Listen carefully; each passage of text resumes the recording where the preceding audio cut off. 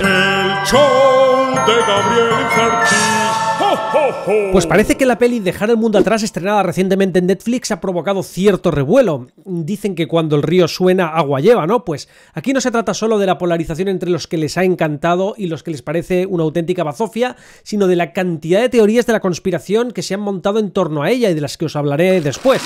Para los que no la conozcáis, se trata de una peliculita muy del estilo de Shyamalan, escrita y dirigida por Sam Esmail, que es el guionista y el director de series como Mr. Robot o Homecoming. La película está protagonizada por Julia Roberts, Ethan Hawke y Mahershala Ali, y trata de una familia que va a pasar el fin de semana de vacaciones, así a un Airbnb, y de repente empieza a sucederse lo que parece un ciberataque terrorista en Estados Unidos. Lo de que parece un poco el estilo de Shyamalan lo digo porque tiene ese rollo de una historia pequeña centrada en torno a pocos personajes en una sola localización con un gran evento misterioso global de fondo. Inevitablemente Dejar el mundo atrás tiene muchas vibras al incidente o Llaman a la puerta. El caso es que esta peli ha frustrado a muchísimos espectadores que la critican fundamentalmente por lo abrupto y abierto de su final y porque sienten que la película no ha dado suficientes explicaciones acerca de lo que ocurría de fondo. En definitiva, han quedado insatisfechos. Pero mira por dónde yo soy de los que les ha gustado y además tanto que soy incapaz de reconocer sus supuestos defectos, a saber que sus mensajes son simplistas, que es arrogante, que va de excesivamente visionaria, que es poco original, que no tiene rumbo o que es superficial. Pues bueno, yo la disfruté como un enano y además el polémico final me pareció perfecto. Y esta sensación de perfección deviene del hecho de que mientras veía la escena que llevaría a su abrupto final, os juro que pensé, ¡buah! Sería un puntazo que la peli terminase justo ahora. ¡Y voilà! Perfección. Obviamente armonicé totalmente con lo que la película quería contar, o eso creo. De ahí que no me encuentre entre las filas de los decepcionados. Y ojo, aquí no se trata de que haya que entender algo muy sesudo para que te guste, es decir, que entiendo y empatizo totalmente con los que se sintieron frustrados con la película y para nada quiero decir que el disfrutarla más o menos tenga que ver con alguna suerte de capacidad intelectual. Dios me libre. No es más tonto quien no haya entendido el punto ni más inteligente el que haya pillado el rollo, sino que pienso que se trata del estado vital en el que te encuentres como espectador a la hora de abordarla y de la actitud con la que lo haces.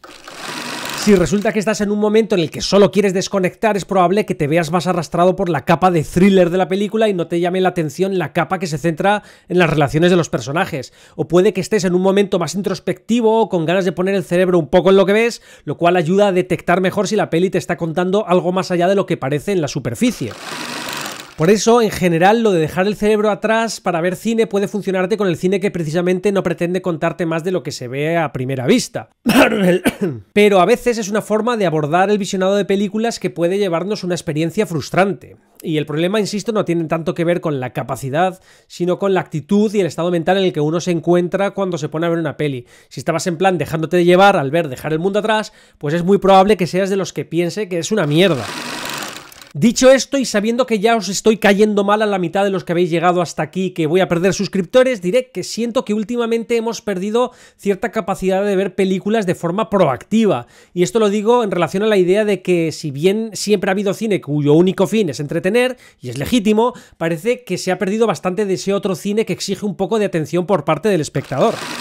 Y aunque los mensajes de dejar el mundo atrás puedan parecer en principio bastante evidentes y superficiales, o eso es lo que algunos dicen, también es cierto que la película cuenta mucho más que lo que una mera narración del plot revelaría, y ahí es donde entran los temas de la película, y de nuestra mayor o menor predisposición, voluntad o actitud de identificarlos dependerá nuestro mayor o menor disfrute. Y puede que a ti no te haya salido de los huevos tener que ponerte a pensar de más cuando te habías puesto el Netflix para desconectar y dijiste, uy, Julia Roberts, Ethan Hawke y el nuevo ese que va a hacer de Blade. Ostras, hasta sale Kevin Bacon. Seguro que esto va en plan blockbuster para pasar el rato con una cervecita y unas papas, lo cual es totalmente legítimo. Y claro, luego pasa que la peli, a pesar de su misterio chulo y un par de escenas bastante cañeras, empieza también a tener sus cosas raras y ¡pum! Ese final. Ese final, pues menuda puta mierda me he comido, ¿no?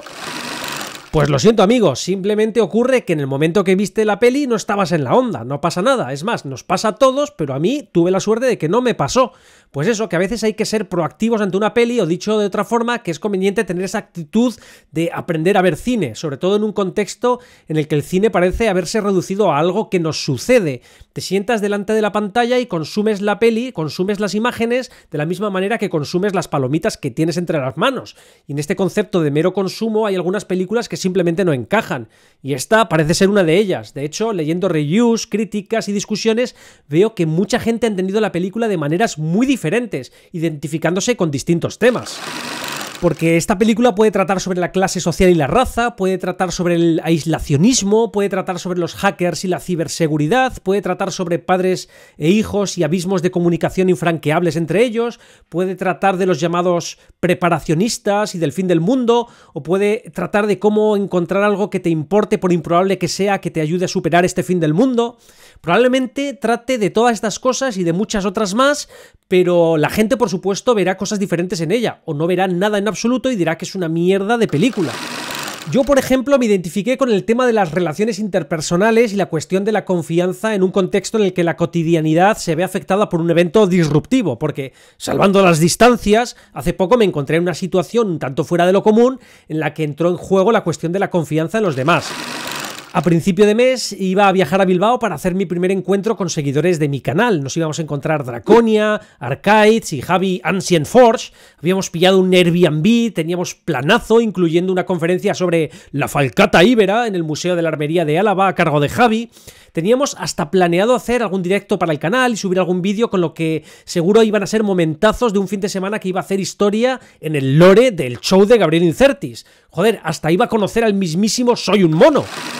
Pues bueno, me comí una mierda porque cuando el viernes 1 de diciembre iba a tomar mi vuelo de conexión en Múnich para continuar hacia Bilbao, un tremendo temporal de nieve, del cual dicen que fue el más intenso desde 1938 o una cosa así, paralizó todos los vuelos durante todo el fin de semana y me quedé atrapado en el aeropuerto hasta la noche del domingo sin posibilidad de salir, pues no había transporte público funcional, las carreteras estaban impracticables y debido a la situación en la que nos quedamos miles de pasajeros, no quedaban habitaciones de hotel en 20 kilómetros a la redonda. Última hora, Gabriel Incertis atrapado en Múnich.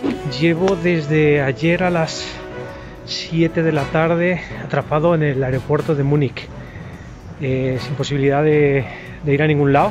Tremendas nevadas han paralizado todos los transportes. Y aunque estaba lejos de encontrarme en una emergencia, sí que me encontraba en una situación extraordinaria, agravada por el hecho de que había tenido que facturar mi equipaje y por lo tanto estaba con lo puesto y ya. Llevar un calzoncillo durante 66 horas y 20 minutos se aproxima bastante a un thriller de aventuras con tintes de terror. Incluso surgió la leyenda del portador del calzoncillo único, del cual algunos juglares cantan todavía hoy sus gestas. Solo tienen un problema: no tienen acceso a sus maletas, lo que implica que solo tienen una muda de ropa interior. ¡Cuidado! Esto provocó el famoso problema del calzoncillo único. Tenemos dos partes, delantera y trasera. Y si damos la vuelta a la ropa interior, tenemos otras dos partes, delantera y trasera. Son 4 partes. Por otro lado, tenemos 4 posibles estados de cada parte, que serían limpio, amarillo, marrón o amarillo-marrón, que sería el estado final. ¿Cuántas combinaciones hay? Pues serían 4 por 4, 16. Hasta 16 usos se podrían establecer de la ropa interior. Bueno, el caso es que recién atrapado en Múnich, haciendo cola en el aeropuerto para ver si era posible llegar a Bilbao todavía, ingenuo de mí, acabé conociendo a estos fantásticos seres humanos que a su vez se habían conocido entre sí por causa de la situación y acabamos montándonos nuestro campamento entre las filas de butacas del aeropuerto para vigilarnos mutuamente nuestras cosas y, en definitiva, poniendo nuestra confianza en absolutos desconocidos unidos por las circunstancias. Por suerte, ayer en el aeropuerto se ha juntado con gente bastante sanota. Vallano, saluda. Y Priscila está por allá. Amagoya, John y Andrea por allá. Y el árbol de Navidad. Ni qué decir que lo que iba a ser una escapada para pasar el fin de semana con gentes norteñas de calidad terminó convirtiéndose en una escapada para pasar el fin de semana con gentes norteñas de calidad, pero no en el lugar ni con la gente que me esperaba. En cualquier caso, se produjeron dinámicas de confianza y de desconfianza, porque una vez definido el círculo, lo de que alguien más pudiese entrar ya no era tan sencillo y dependía de reglas no escritas. Es como si se hubiese establecido el núcleo mínimo para poder sobrellevar el tiempo indeterminado que nos quedaba por delante, el núcleo mínimo al que estábamos dispuestos a confiar la seguridad de nuestras cosas cuando, por ejemplo, tuviésemos que ir al baño o lo que sea, y además con el que tuviésemos cierta afinidad para conversar, tomarnos unas birras y abrirnos más o menos los unos a los otros. Pues bien, quizá fuese por esta reciente experiencia que encontré en Dejar el mundo atrás una interesante reflexión sobre estas dinámicas de confianza en situaciones extraordinarias como uno de los temas principales, un tema que para mí no exigía de una explicación total del contexto o un cierre definitivo de la historia para ser desarrollado satisfactoriamente, como pienso que hizo la película. Por ejemplo, la patente y casi obsesiva desconfianza que Amanda, el personaje de Julia Roberts, muestra hacia GH, el personaje de Mahershala Ali, contrasta con la confianza que muestra Clay al principio, el personaje de Ethan Hawke, pero poco después es Clay el que deja tirado a una mujer latina que no habla inglés y reclama ayuda y está obviamente en una situación de gran estrés emocional. Y más adelante, el mismo Clay, que acababa de pasar de esta mujer, se dirige a Danny, el personaje de Kevin Bacon, a rogarle ayuda lloriqueando. Aquí Danny podría parecer la cara egoísta de estas dinámicas de relación, pues se niega a ayudar, a compartir sus posesiones y desde el comienzo establece una barrera entre lo suyo y lo de fuera, pero resulta que no se está comportando de manera mucho menos virtuosa que Clay al pasar de la pobre mujer que solicitaba ayuda. También la película nos cuenta cómo estas dinámicas de relación pueden evolucionar. Así, la inicial desconfianza de Amanda hacia GH, con tintes de misantropía e incluso de racismo, cambia con la convivencia, de forma que, más que una característica de su personalidad, estas actitudes de desconfianza parecen mostrársenos como reacciones a las tensiones sociales. Y por debajo de la capa de thriller, este tipo de temas son tan prominentes en la película que, llegado a un punto, de manera implícita ya entendía que la película no iba a ocuparse necesariamente de resolver o de explicar el evento disruptivo de fondo, y estaba más pendiente de cómo podría irse a la mierda el delicado equilibrio de la relación entre los personajes por causa de esta situación estresante, pues de Amanda con su marido Clay, con GH y con Ruth, de los hermanos entre sí o con sus padres, de GH con Danny, etcétera, ¿no? Vamos, que sin quitar el ojo del hecho de que lo que ocurría de fondo era muy interesante, entendía que la película no iba de eso en concreto y que entre lo que soltaba en un momento dado el propio GH acerca de lo que estaba ocurriendo y lo que contaba el conspiranoico de Danny, me parece que la película ofrecía toda la información necesaria sobre el evento disruptivo de fondo para que lo que la historia pretendía contar tuviese sentido. Explicar más el ataque terrorista se habría cargado la película y para hacerlo satisfactoriamente habría tenido que contar otra cosa y poner en primer plano otros temas. Y sí, esto entraría dentro del género de las películas apocalípticas. Nos cuenta el inicio de un apocalipsis, del mundo yéndose a la mierda. Y las películas apocalípticas se cuentan normalmente de dos maneras. O se nos cuenta la historia a gran escala, centrándose en los grandes eventos y los personajes suelen ser miembros de las agencias gubernamentales, suelen ser militares o expertos en algún área relevante para la gestión de la crisis, pues prácticamente lo que es el cine de Roland Emmerich. O se nos cuenta la historia a pequeña escala, centrándose en un grupo de ciudadanos comunes y la peli va más de su experiencia frente al evento apocalíptico que desarrollar y explicar este último, pues como The Happening de Shyamalan o La carretera de John Hillcoat. Y joder, tenemos que dejar el mundo atrás consiste en 6 personajes y una casa durante la mayor parte del metraje de la película. Tan difícil era ver por dónde iban a ir los tiros.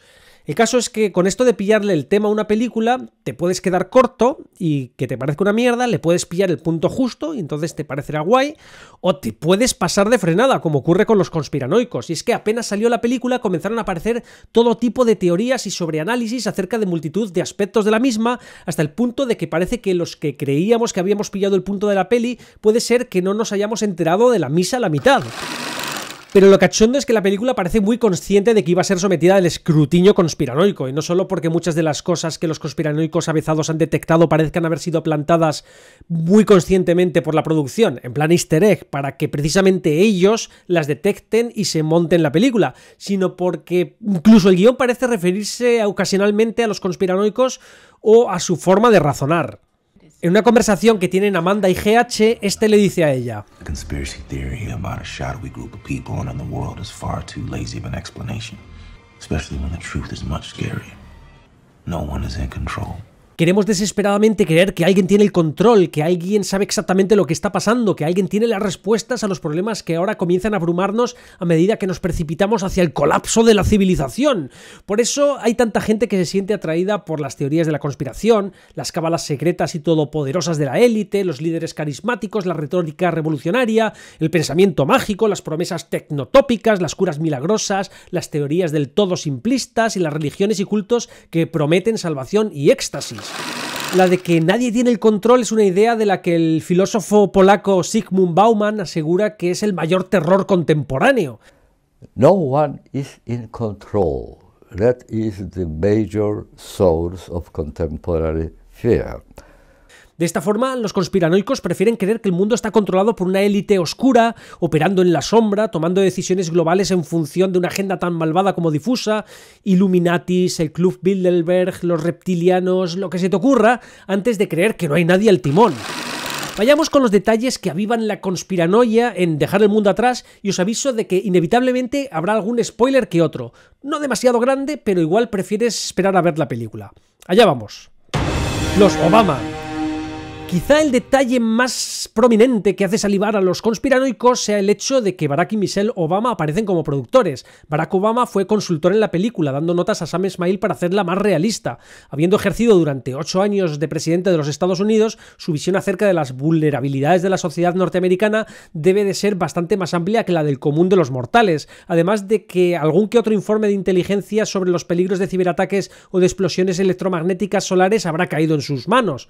Pero para los conspiranoicos, los Obamas son parte de la clase dirigente globalista, de ese club que no tiene nombre. Y claro, si en una peli en la que se sugiere que una camarilla de la élite que busca la destrucción de los Estados Unidos mediante un ciberataque aparece esto en los créditos, entonces ya la hemos liado. La camarilla maligna. Pues hablando de élites malvadas, en una escena, GH le cuenta a Amanda acerca de una conversación que tuvo con uno de sus clientes, una persona muy poderosa que trabaja en contratos de defensa, la cual solía bromear con GH diciendo que formaba parte de la élite malvada que gobierna el mundo. A continuación le explica que su cliente le llamó el día anterior de forma abrupta para transferir una gran cantidad de dinero. GH dice: me dice que se va por un tiempo, y le responde en broma: ¿ah, sí? ¿Te vas a juntar con tu malvada camarilla? Pero él no se ríe. Lo único que me dice es: cuídate. Aunque lo que vemos en Dejar el mundo atrás parece presentarse como un ataque terrorista extranjero, un breve plano de un mensaje en una pantalla en la escena final lo atribuye a fuerzas armadas rebeldes, es decir, que se trataría de un ataque doméstico en el que probablemente estaría implicada la camarilla malvada de la que hablaba GH, cuyo objetivo sería destruir América. Se deduce, pues, que esta cábala se habría infiltrado en las más altas oficinas del gobierno, en la industria militar de terceros, o en ambas se habría desplegado esta estrategia de provocar un enfrentamiento entre los propios estadounidenses, aplicando primero presión económica, provocando la inflación de la oferta monetaria de la Reserva Federal, y luego encendiendo la mecha mediante el corte de comunicaciones y de la electricidad y distribuyendo desinformación. La élite conspiradora habría huido a continuación a los búnkeres para esperar a que 300 millones de americanos se asesinaran unos a otros por la última lata de espaguetis. Programación predictiva. Otra de las acusaciones de los conspiranoicos contra Dejar el mundo atrás sería que se trataría de programación predictiva. Esto significa que la película estaría programando a las masas para que acepten que así es como se desarrollará todo cuando el ataque de verdad suceda. Es típico del discurso conspiranoico afirmar que al gran club secreto de la élite malvada le gusta confesar sus planes y retransmitírselos de forma más o menos velada al mundo, como aseguran que ocurrió con el ataque terrorista del 11 de septiembre de 2001, el cual habría sido anticipado por películas, dibujos animados y cómics del siglo XX. In the 1985 classic Back to the Future, at a scene called the Twin Pines Mall, we will bear witness to a sudden surprise terrorist attack, perpetrated by a group of Muslim terrorists. The attack is at the Twin, which is a reference to the Twin Towers. When we turn the sign upside down, the digits on the clock read 911. O la pandemia de COVID-19 que habría sido anticipada por una novela de Dean Koontz, o por las pelis 12 monos y Contagio, o por este TED Talk de 2015 de Bill Gates llamado El próximo brote, no estamos preparados, o por el ejercicio de simulación de pandemia Evento 201 en octubre de 2019, o por Asterix en el cómic de 2017 Asterix en Italia, en el cual los héroes galos se han de enfrentar en carrera de cuadrigas al enmascarado coronavirus, y por supuesto, como siempre, los Simpson.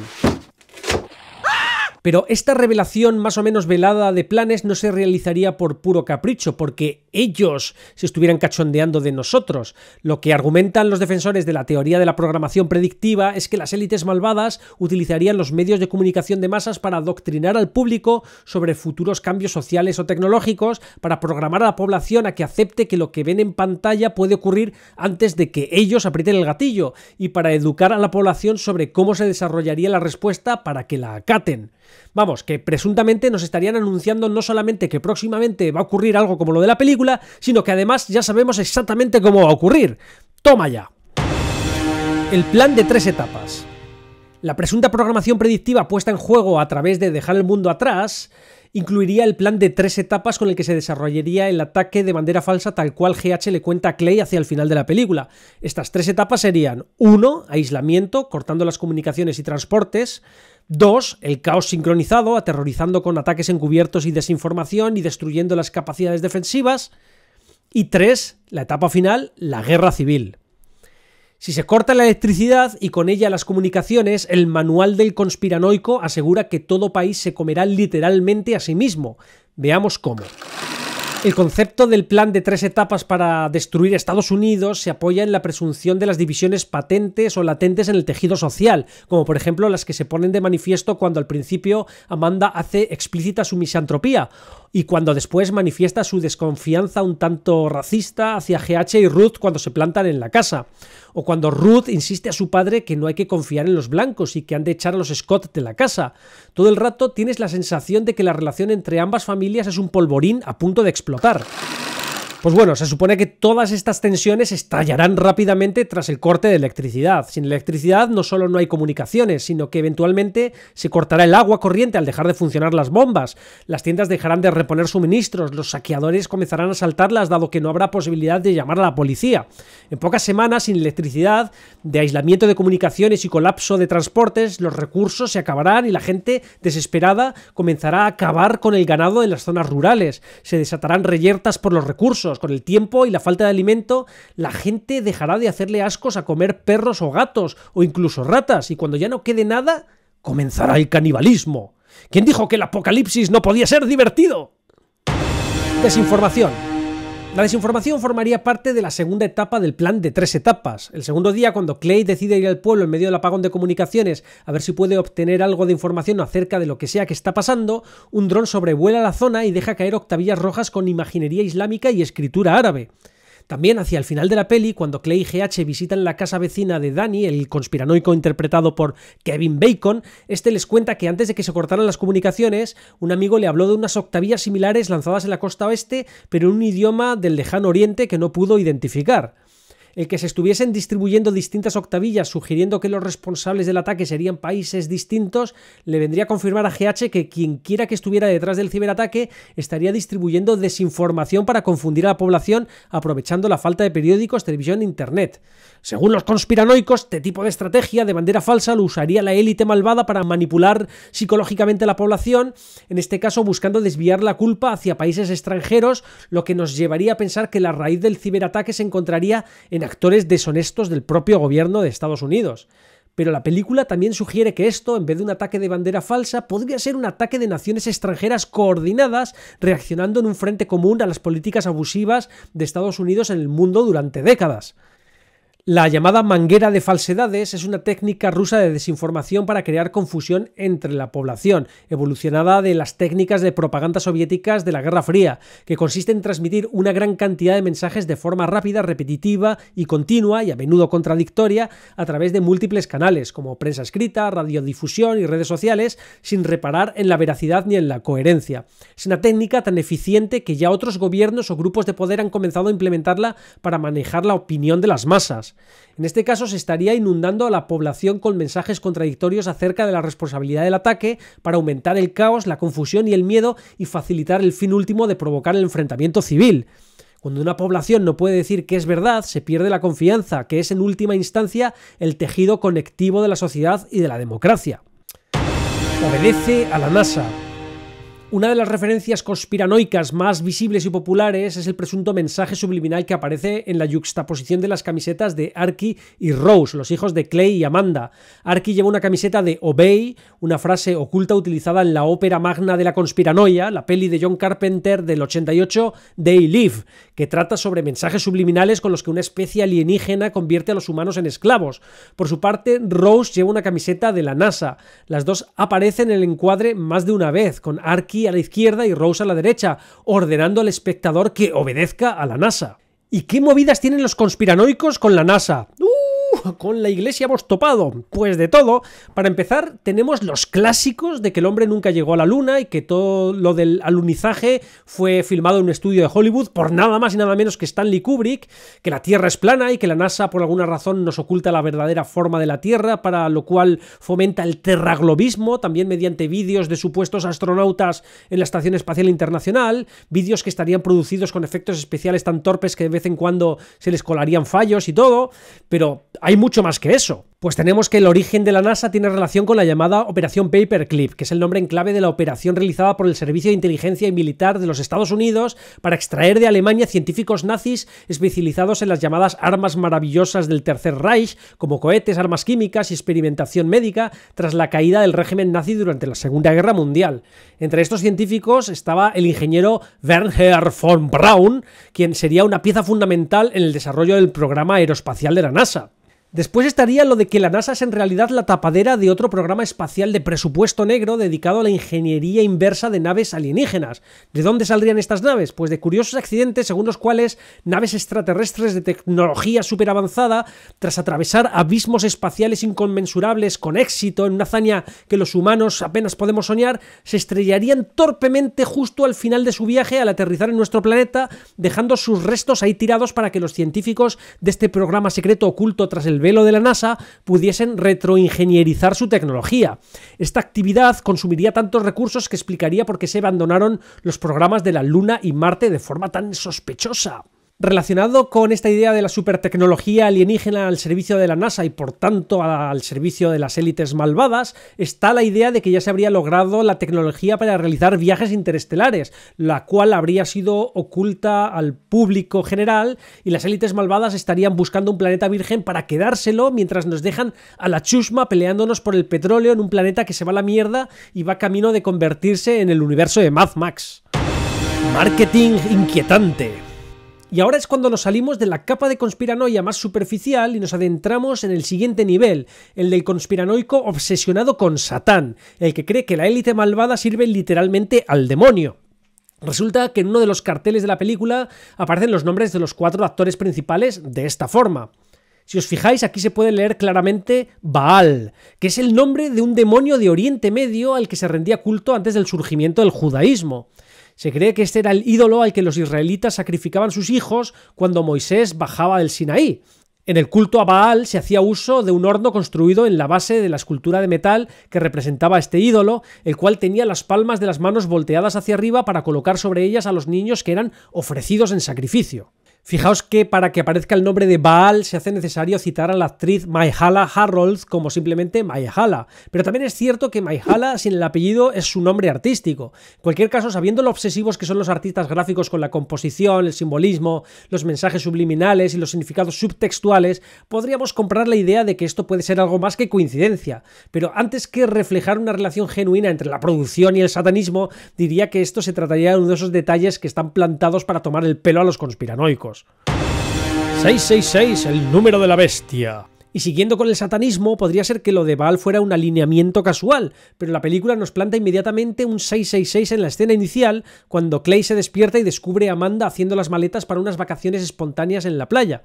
Si detenemos la reproducción en este plano, vemos que a la izquierda de la pantalla hay una taza de café con un 6 mirando a cámara. Entre la taza y la cama hay un despertador de aguja que marca las 6:30. Y a la derecha de la cama aparece un tercer 6 en un reloj digital. La pregunta aquí es, ¿se trata de una casualidad, un pelín rebuscada o de verdad es una elección de escenografía calculada? Quizá fuese más fácil asumirlo primero si no fuese por el hecho de que en la escena final volvemos a encontrarnos con el dichoso número de la bestia, según el libro del Apocalipsis 13:18. Aquí ya tienes que tener un nivel dios de conspiranoia para verlo. Resulta que si le damos la vuelta a estas pantallas que aparecen hacia el final de la película, justo cuando se sugiere que las Fuerzas Armadas rebeldes han atacado la Casa Blanca, vemos que aparece el mensaje Die 666. ¿Casualidad? ¿Sincronicidad? ¿Serendipia? Pero resulta que hay lecturas de la película que trascienden la presunta profundidad de la introspección de mercadillo conspiranoica y que se relacionan con la plétora de símbolos y metáforas que he repartidos a lo largo de su metraje. Veamos algunas de ellas, ya no necesito esto.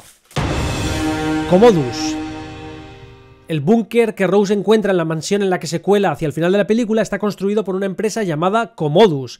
Resulta que este es el nombre de un emperador romano que se volvió loco, se declaró dios y terminó asesinado en sus aposentos en una conspiración que incluiría a varios senadores y a su concubina Marcia y ejecutada finalmente por su entrenador personal de fitness, Narciso. Este sería el mismo emperador Komodo representado por Joaquin Phoenix en la película de Ridley Scott Gladiator. El modo de reinar del joven fue degenerando en tan incontrolable paranoia que llevó al Imperio Romano a una de sus mayores crisis desde los gobiernos de Nerón, Calígula y Domiciano, y su asesinato desencadenó en el Imperio una sangrienta guerra civil. Así pues, si bien este nombre por un lado podría ser una referencia al estado mental del presidente en ejercicio durante los hechos de la película o una referencia a la caída del Imperio americano, por otro podría leerse como un presagio de que las dos familias que se encontrarán en el búnker enloquecerán y se matarán mutuamente como reflejo de la guerra civil que se estaría desencadenando en el exterior. En cualquier caso, la elección del nombre parece buscar deliberadamente esta ambigüedad que se da entre su referencia al personaje histórico y su significado etimológico. Cómodo, conveniente, apropiado, el cual es precisamente muy apropiado para un búnker para pasar el apocalipsis. Jenga. Hacia el principio de la peli, Clay y Amanda juegan al Jenga, un juego de mesa en el que los participantes deben quitar bloques de madera de una torre por turnos y volverlos a colocar en su parte superior hasta que ésta se derrumbe, perdiendo el que haya retirado la última pieza antes de que cayera. Este juego simboliza el colapso social hacia el que se encamina el mundo en la película. Más tarde, cuando los protagonistas ven en la televisión el anuncio de una emergencia nacional, la torre se derrumba por fin como representación simbólica del peligro que está a punto de desencadenarse. Y junto a estos simbolismos hay muchísimos otros, ya sea introducidos en forma de easter eggs, como los que hacen referencia a la E-Corporation de Mr. Robot, los cuales vemos en los cubos amarillos que hay en el coche del vecino conspiranoico, o en el mismo ordenador de Amanda. No olvidemos que Mr. Robot está escrita y producida también por Smile, el director de la peli que nos ocupa. O la referencia a Donnie Darko. La peli de 2001 protagonizada por Jake Gyllenhaal y que trata de un chaval que tiene premoniciones sobre un desastre inminente, lo cual obviamente es un tema que conecta también con dejar el mundo atrás. Y es que parece que todo, absolutamente todo lo que se muestra parece jugar un papel simbólico en la película, hasta el punto de que me pregunto si este cuadro que se ve aquí atrás hace referencia al Gran Hermano de George Orwell, o si el hecho de que haya unos vecinos que sean los Huxley no sea una referencia indirecta al autor de Un Mundo Feliz, la famosa obra distópica de Aldous Huxley. Pero vayamos ya con la última referencia de las que os quiero hablar, que está muy lejos de ser la última que se puede encontrar en la película, que está petado de ellas, es que si no, no acabo nunca. La cual conectaré con mi polémica teoría acerca de lo que puede ser que esté contando la película, porque yo también sé ponerme en modo conspiranoico on, lo cual puede ser divertido e incluso saludable mientras no te dejes el cerebro en la puerta. White Lion. En una de las escenas más memorables de Dejar el mundo atrás, vemos como un enorme petrolero llamado White Lion encalla en la playa de Long Island en la que los protagonistas están pasando el día, hecho que ayuda a preparar el escenario para el resto de la película, creando inmediatamente una sensación de misterio y fatalidad.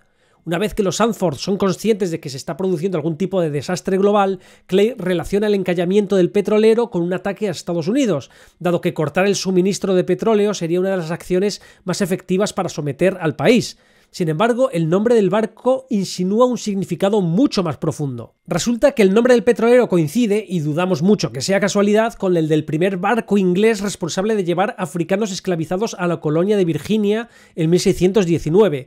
El viaje de ese barco se considera el inicio de la esclavitud en Estados Unidos, la cual supone uno de los peores crímenes históricos cometidos por el país. Más adelante en la película vemos en la pantalla de la radio del coche de Clay la frecuencia de la emisora en la que está escuchando reportes inquietantes acerca del caos que se está extendiendo por todo el país. 1619, cifra que coincide con el año en el que el White Lion llevó el primer cargamento de esclavos a Estados Unidos. ¿Casualidad? ¿Sincronicidad? ¿Serendipia?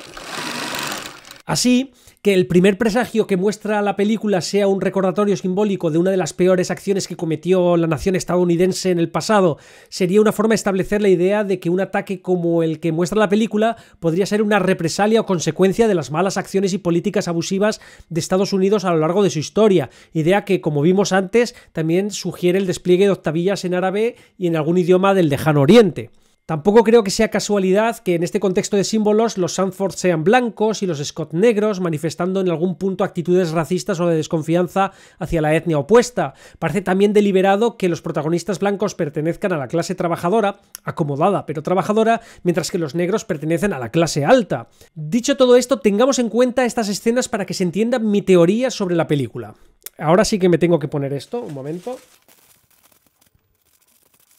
En un momento dado vemos a Ruth entrar en una habitación cerrada bajo llave de la casa en la que llaman la atención las fotografías de soldados negros durante lo que parece la Guerra de Secesión o la Guerra Civil estadounidense, que tuvo lugar entre 1861 y 1865. Recordemos que es durante esta guerra cuando Abraham Lincoln estableció la abolición de la esclavitud. También tenemos este mensaje en la pantalla de un ordenador del que hablé antes, que menciona Fuerzas Armadas Rebeldes tomando la Casa Blanca, sugiriendo un golpe de estado. Por si aún no veis por dónde voy, también hay un momento en el que Ruth suelta esto. I'm asking for you to remember that if the world falls apart, trust should not be doled out easily to anyone, especially white people, because we're sleeping in the basement of our own house for the second night in a row. ¿Y si lo de Ruth hablando de contraatacar y echar a los blancos de su casa fuese un paralelismo del ataque que está teniendo lugar en Estados Unidos? Un ataque en el que Fuerzas Armadas Rebeldes, cuyo perfil podría haber sido sugerido por esta secuencia, habrían atacado la Casa Blanca. La Casa Blanca. Y por favor, tened siempre presente que en la película el primer signo que se nos muestra del ataque es el encallamiento de un barco que se llama igual que el barco que inauguró la esclavitud en Estados Unidos, evento que se subraya con la fecha de este hecho histórico en la pantalla de la radio que transmite las noticias del caos. Bueno, y con este interrogante conspiranoico termino el vídeo de hoy. Espero que te haya gustado y si ese es el caso, por favor, déjame ese like. Y si no quieres perderte más mandanga como esta, te sugiero que te suscribas y actives notificaciones. También te invito a que te unas a mi canal para apoyarme a otro nivel y podrás acceder a preestrenos y a contenidos exclusivos, además de pertenecer al club exclusivo de Paint Lovers, donde conocerás a gente verdaderamente maja. Venga, felices fiestas y nos vemos pronto. ¡Chao! El show de Gabriel Inserti. ¡Ho, ho, ho!